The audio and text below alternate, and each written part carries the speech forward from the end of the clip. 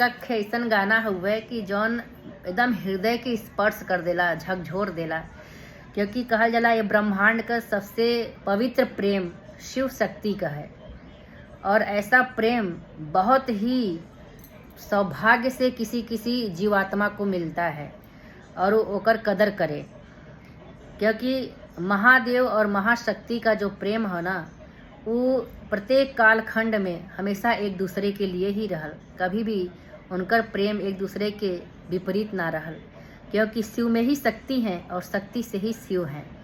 तो जब लोग तीज व्रत रहलन, करवा चौथ व्रत रहलन, तरह तरह का ऐसा पतिव्रता वाला जो व्रत बाटे, वट सावित्री बाटे, तो भैया जब आप सब लोग सोचलन कि शिव जैसे हमार वर हो, और कुछ लोग सोचलन कि गौरी जैसन हमार पत्नी हो, तो शिव शक्ति का वो जौन भाव हो, वो जौन प्रेम हो ना, पहले ओके अपने अंदर धारण करा। जौने दिन सज्जने ऐसा धारण करे लगी है ना, तो साक्षात महादेव का और माँ शक्ति का स्वरूप हर एक नारी, हर एक पुरुष में अपने आप ही विद्यमान हो जाई। और कभी न कोई पुरुष प्रताड़ित होई, न कोनो नारी का कभी अपमान होई। आज जो भी खान पान परिवेश हो, ओकर दुष्प्रभाव यह बाटे कि नारी नारी धर्म छोड़ चुकल हैं, पुरुष अपन पौरुष छोड़ चुकल हैं, जौने की वजह से आज समाज में तरह तरह का विकृति, तरह तरह का षड्यंत्र, तरह तरह का अपराध पनपल है। नहीं तो कभी भी इतना प्रभाव ना ही गंदा भयल है कि पत्नी ड्रम में भर दें, पति के ढकेल दें, जहर खिया के मार दें। ये वो भूमि है जहाँ सावित्री यमराज से लड़ गए हैं, जहाँ अपने स्वाभिमान और अपने सम्मान के लिए नारी जौहर कर ले हैं।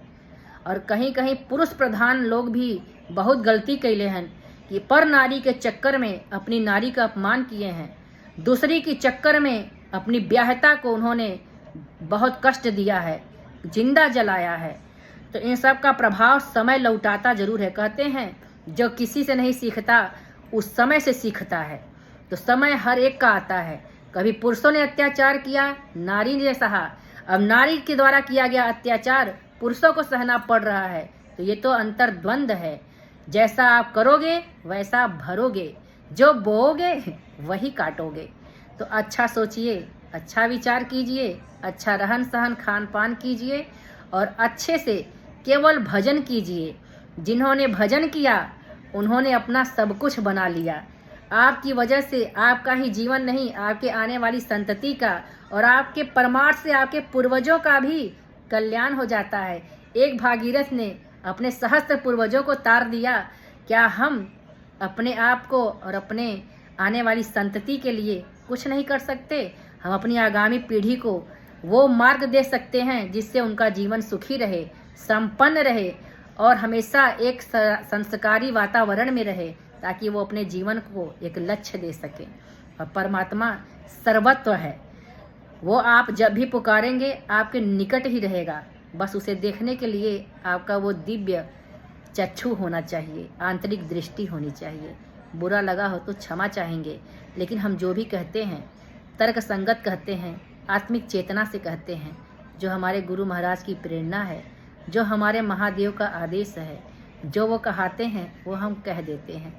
क्योंकि इस शरीर को चलाने वाला वो शक्ति पुंज, वो ब्रह्मास्त्र, वो महाशक्तिमान वही है। मेरा तो उनके बिना कुछ भी नगण्य अस्तित्व भी नहीं है। जो हूँ सब उन्हीं की हूँ। मेरा अपना मैं ही नहीं है। जिस दिन मेरा मैं चला गया ना, उसी दिन मैं उसकी हो गई और मैंने अपने आप को संपूर्ण समर्पित कर दिया है। जय गुरुदेव, हर हर महादेव।